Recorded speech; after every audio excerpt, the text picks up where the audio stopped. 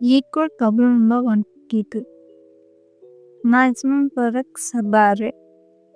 ఈ LeetCode ప్రాబ్లమ్‌ని ఎలా సాల్వ్ చేస్తామంటే యూజువల్‌గా సబ్ అర్రే అంటే ఏంటి?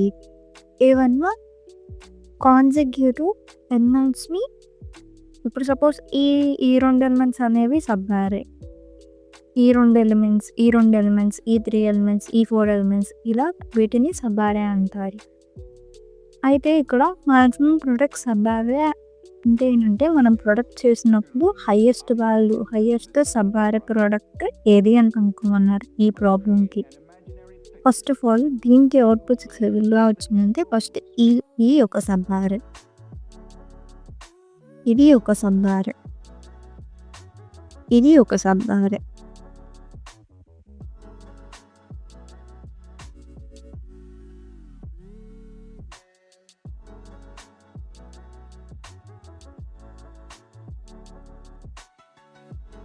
ఇలా కాన్సిక్యూటివ్ ఉన్న వాటిని సబ్ అర్రే అంటారు. ఈ 2 ప్రొడక్ట్ 6 -12.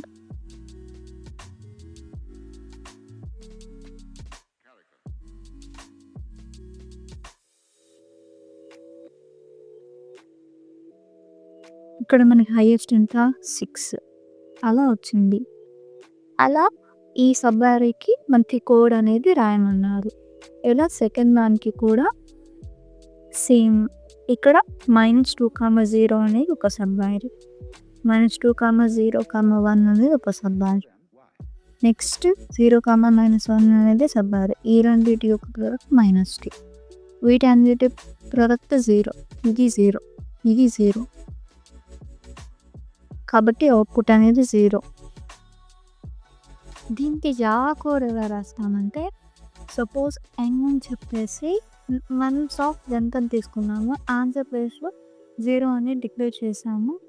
3 అంటే ఏంటంటే ప్రిఫిక్స్ ఫస్ట్ నుండి యొక్క సమ్‌ని ఇలా ఐ మీన్ ఏదైనా యారే తీసుకుందాం. సపోజ్ ఈ యారే తీసుకున్నాం అనుకోండి.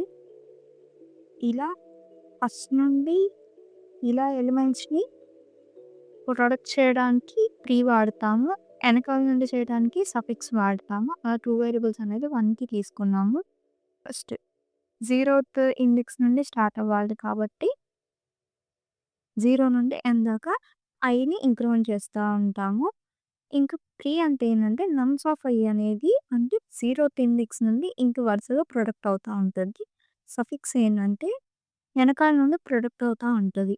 అను ఈ 2 కండిషన్స్ ఎందుకు వాడామంటే సపోజ్ ఈ ఈ యారే తీసుకుంటే ఫస్ట్ i = 0 అయినప్పుడు ఫస్ట్ ప్రిఫిక్స్, సఫిక్స్ అనేవి 1 అయ్యి ఉంటాయి.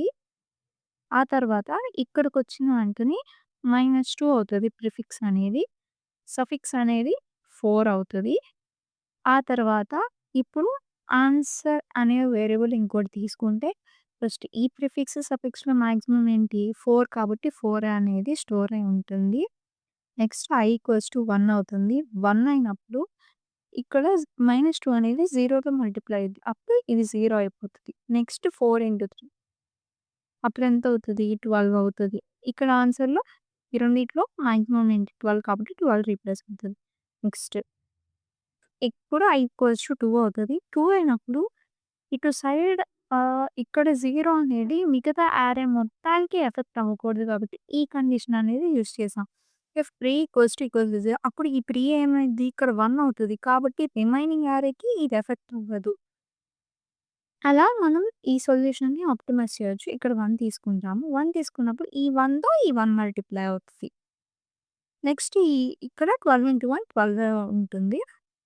అలా ఇక్కడ మాక్సిమం అనేది 12 ఉంటది. అలా అందుకు ఈ 2 కండిషన్స్ అనేవి వర్క్ అవుతది.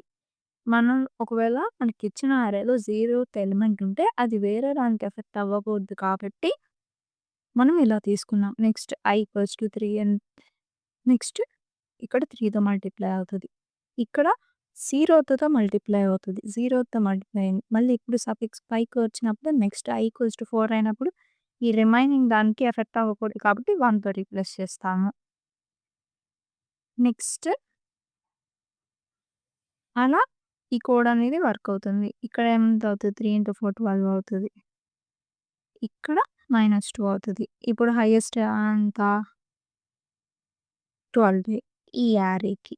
అలా ఈ మాక్సిమం ప్రొడక్ట్ అనేది మాక్సిమం ప్రొడక్ట్ ఆఫ్ సబ్ అరే అనేది మనం కనుక్కుంటాం. ఈ ప్రాబ్లమ్‌ని ఇలా సాల్వ్ చేస్తాం ఆప్టిమైజ్డ్‌గా.